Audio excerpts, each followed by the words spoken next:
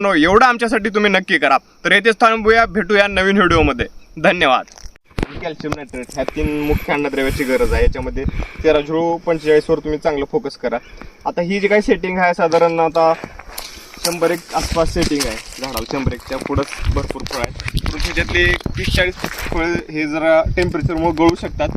आणि जर टिकवण्यासाठी आपल्याला ह्या 3 खताचं नियोजन आपल्याला करायचं आहे खालून. आणि फवारणीमधलं सुपर 5G सारखं जे टॉनिक आहे, थोडीशी आता ही सेटिंग आपण आता फवारणी झालेलीच आहे 4-5 दिवस. आता ही जी पुढची फवारणी आहे आपली 15 दिवसानंतर घ्या.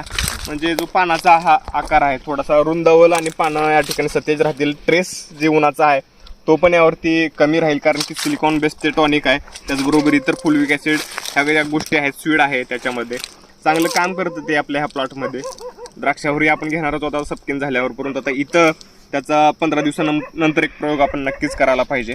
अशा आता सगळा प्लॉट एकदम व्यवस्थित आहे. कुठल्याही प्रकारचं थ्रिप्स नाही, कुठल्याही प्रकारचं या ठिकाणी आपल्याला कीट किंवा रोग या ठिकाणी पाहायला भेटणार नाही आहे. सेटिंगही चांगली होते. त्याचबरोबर एकदम जबरदस्त नियोजन आहे तुमचं.